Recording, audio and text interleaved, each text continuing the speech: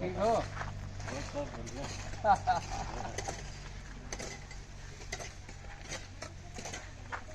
वो साला तो अपनी राइफल में पेट्रोल डलवा रहा था, वहीं पर चला ये मोबाइल डलवा लेता हूँ।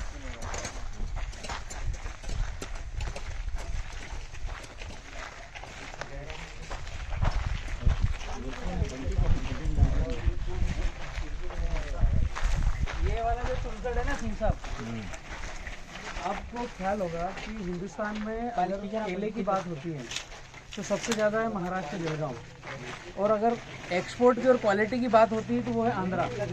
और आंध्रा की सॉइल देखोगे तो पूरी की पूरी यही है। ये जो चुनखड़ है ये वहाँ की मिट्टी के पानी को ड्रेन करता है। आपके यहाँ पानी ज़्यादा कीचड़ कीचड़ नहीं रहता होगा ना।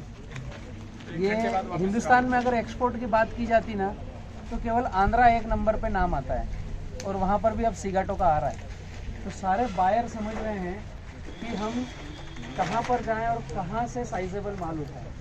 ये जो प्रकार है ना ये आपको एकदम सूटेबल है केले के लिए। पूरा ये पथरीला है।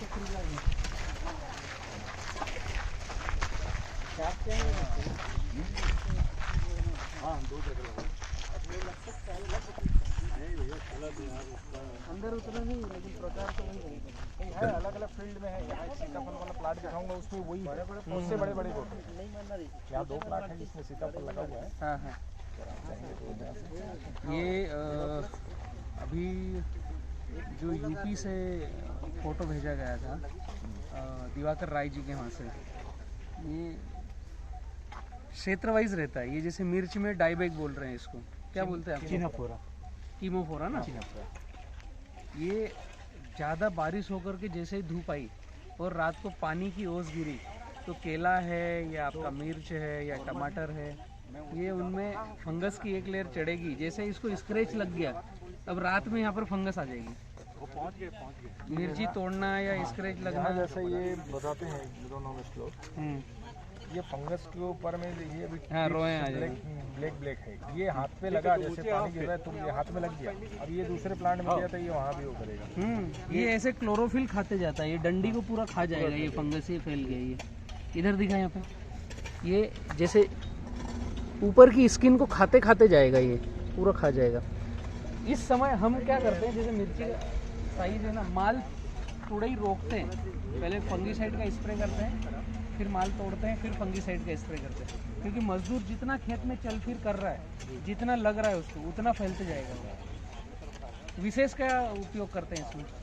ब्लू कॉपर ज़्यादा चलाते हैं। ब्लू कॉपर और गैलेलियो सेंसा। हाँ, गलत नहीं है, सही है, लेकिन ये फैलता इतना ज़्यादा है ना, एक दिन के बाद पूरे मिर्च को बिठा देगा नीचे, इसलिए डालना भी पड़ेगा। विकल्प भी नहीं है। फिर तोड़ने के बाद स्प्रेयर होने, नहीं तो डाईबैक आता ही है। इनका भी मिर्च लगा हुआ है, नहीं खत्म हो गया। अच्छा, वही मैं पहले इनसे ही समझ रहा था कि ये क्या करते हैं। इसको वेजिटेबल बहुत है आपके छत्तीसगढ़ में जी, नहीं जी। अगर थोड़ा एक ट्रायल करें, जैसे ये जो भी 5 एकड़ का है तो आधे एकड़ में जी, अमावस्या और पूर्णिमा 14-14 दिन की साइकिल। एक्चुअल हो क्या रहा है पता है? एक थोड़ी सी गंदी आदत है कि बताना है तो खोल के ही बताना है, छोटा सा बताने में मजा नहीं आएगा। हो ये रहा है कि हम सबके घर में 12 महीने का कैलेंडर लगा हुआ है, ठीक है, 365 दिन। और पूरी दुनिया जो अपर लेवल पर जो पूरे वर्ल्ड वाइड सिस्टम को रन करते हैं वो 13 महीने का कैलेंडर फॉलो करते हैं। आपके मोबाइल का रिचार्ज 28 दिन का होगा, है ना? बराबर है। एस्ट्रोलॉजी 28 दिन की होगी। शिपिंग से, जहाज से अगर इधर उधर जाना है तो काउंट डाउन 28 दिन का होगा। 14 दिन की अमावस्या, 14 दिन की पूर्णिमा। किसी को ऊपर जाना है तारों के पास, चांद पे जाना है, आपका सैटेलाइट वाला जो प्रोग्रामिंग है सारा का सारा 28 दिन की काउंटिंग से होता है। मतलब एक साल में 13 महीने काउंट डाउन होते हैं। केवल ग्राउंड की पब्लिक, जिसको इन सब बड़ी बातों से कोई मतलब नहीं है, उनका 12 महीने का साल होता है, और जो एक्चुअल में काम हो रहा है उनका 13 महीने का साल होता है। तो हमने भी कोशिश करना चाहिए क्योंकि साइकिल तो आपकी 7 दिन की है ना, जी जी। और 4 सप्ताह का ही तो 1 महीना होगा, 4.5 सप्ताह का 1 महीना कैसे होगा, 4.25 महीने का कैसे होगा, वो 3 दिन इधर कैसे लेंगे, सोमवार मंगलवार और शनिवार रविवार उधर। इस पर हमारा ध्यान गया नहीं है अभी तक। होना क्या चाहिए, जैसे मैं इसका भी बता रहा था कि ये डायबैग है या ये थ्रिप्स को कंट्रोल करने के लिए भी हम कुछ ना कुछ डालते होंगे, है ना, नहीं रुका तो फिर ये जकड़ने लगेगा। तो मैंने जो मेरे खेतों में ट्रायल्स लिए हैं, मिट्टी के स्प्रे के ट्रायल्स अनबिलीवेबल है। ऑलराउंडर, ऑल फसल। कंडीशन है कि जो मैं बता रहा हूँ वो 100 फॉलो अगर हुआ तो आप पहले ट्रायल लगाओ, उसके बाद में इसका मिर्च का भी लैब टेस्ट कराया तो आपको रेसिड्यू फ्री मिलेगा। माइट्स, थ्रिप्स, इल्ली, फंगस, चारों पर आपको ऑलराउंडर काम होगा। और 5वां हम देना चाहते हैं न्यूट्रिशन, तो न्यूट्रिशन का भी काम होगा। अब वो स्प्रे है क्या, उसको हम बोलते हैं वीएम स्प्रे। अगर आप गूगल पे सर्च करेंगे तो आपको मिलेंगे CVR, चिंतला वेंकटा रामा रेड्डी, ये हैदराबाद के हैं और इन्होंने मिट्टी के स्प्रे पर अनेक सारे पेटेंट ले रखे हैं। जैसे छत्तीसगढ़ में चावल बहुत होता है, इसको बोलते हैं धान का कटोरा है।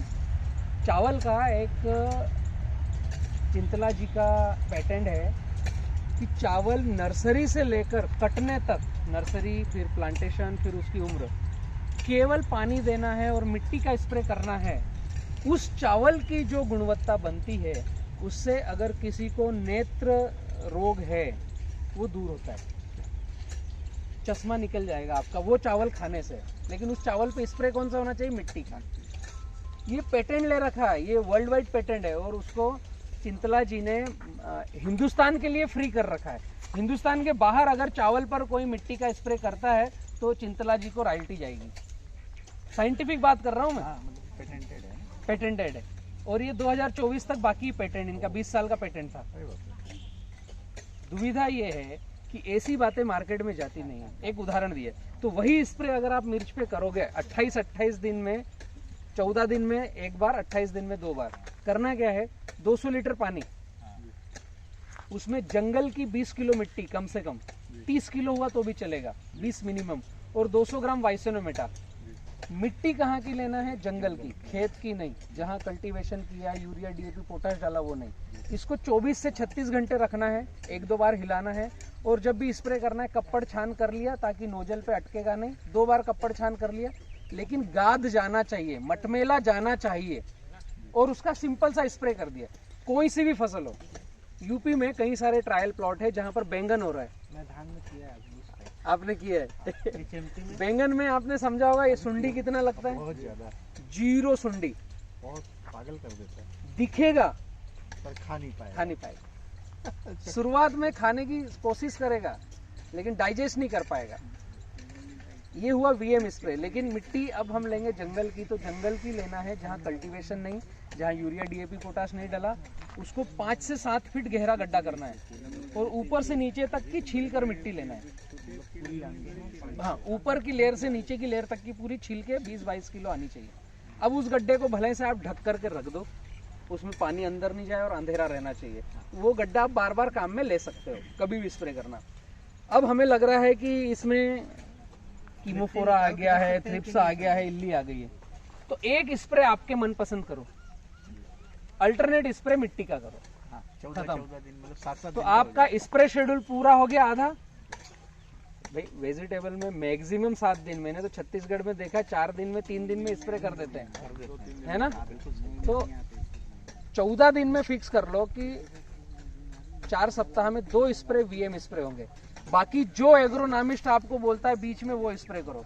तो 2 फायदे, एक तो आपका जेब का बजट बच गया, दूसरा इसकी नेचुरल ग्रोथ होगी, क्योंकि जो मिट्टी के अंदर नेचुरल एंजाइम्स हैं वो जा रहे हैं, वो हमें किसी मार्केट में मिलने वाले नहीं है।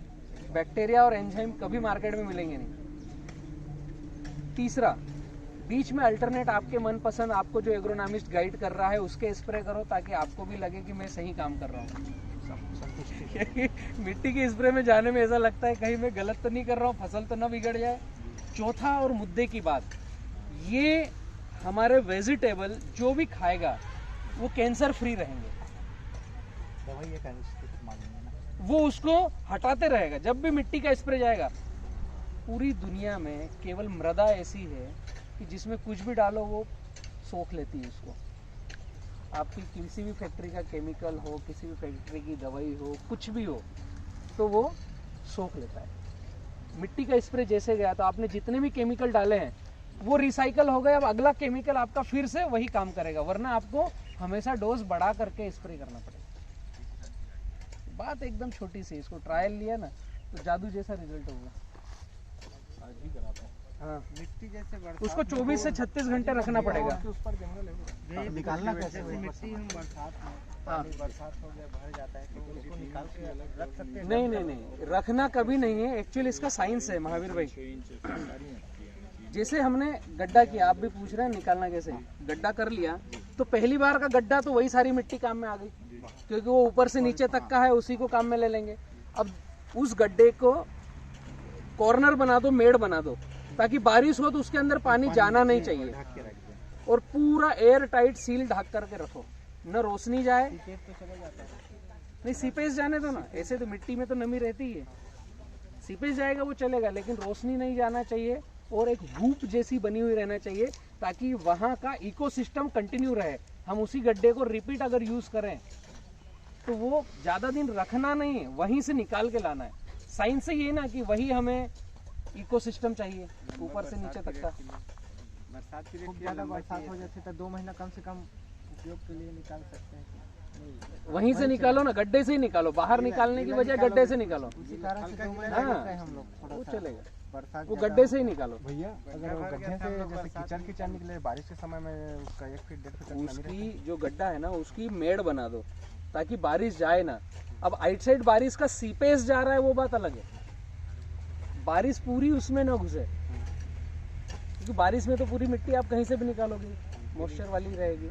अंधेरा और धूप दोनों चाहिए, तो उसका इकोसिस्टम वैसा का वैसा रहता है। और क्या कर रहे हैं मिर्ची के अलावा? तुरंत करना है ना। मिर्ची के अलावा दूसरे प्लाट में मिर्ची और कुकुम्बर है, हाँ, उसमें नई मिर्ची भी है, लेकिन वो छोटी छोटी। ये चीजें ना उतनी आएगी नहीं आपके पास, हम तो कहीं ट्रायल कर चुके हैं। एक्चुअली मैं मिर्ची में इसलिए बोल नहीं पा रहा हूँ, ये वायरस आ गया है लगभग, है ना, ये वायरस आ ही गया है। मेन कौन सा इसमें थ्रिप्स के लिए रन कर रहे हैं आप इसमें?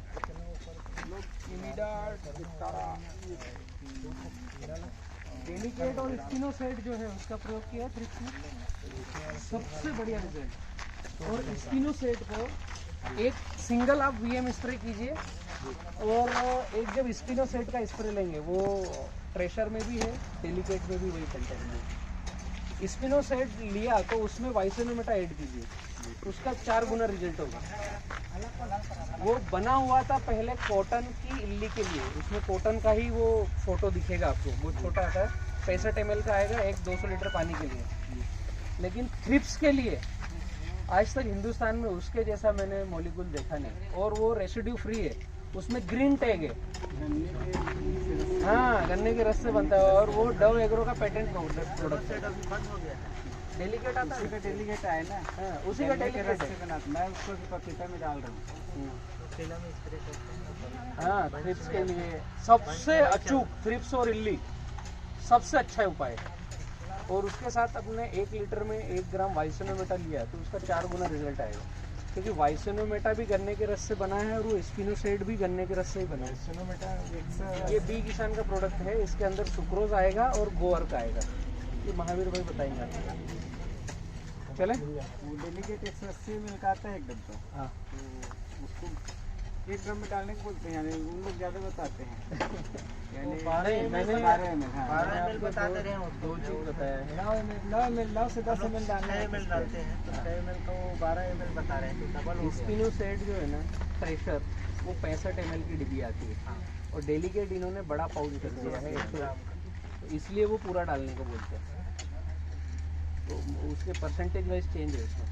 6 ml करेंगे कम हो जाएगा। हाँ, कम हो गया, वो लगेगा वो पूरा, वो डेलिकेट फिर पूरा डिबिया लगेगा, 180 पूरा लगेगा। अगर ट्रेशर लिया है तो 65 ml लगेगा आपको 200 लीटर में। प्रेशर बनना ही बंद हो गया, उसी कंपनी का है, वो इसीलिए उन्होंने डेलीकेट नया प्रोडक्ट लॉन्च कर दिया है सर, ट्रेसर का ही वो विकल्प है, क्योंकि पेटेंट में इनको साइकिल बदलना पड़ती है एक समय के बाद, नहीं तो फिर दूसरा वही चीज़ लेके आएगा जब वो पेटेंट फाइल पूरा कंप्लीट जीरो होने लगता है। जब समय कमी का परिवर्तन नहीं करेंगे। चले अपन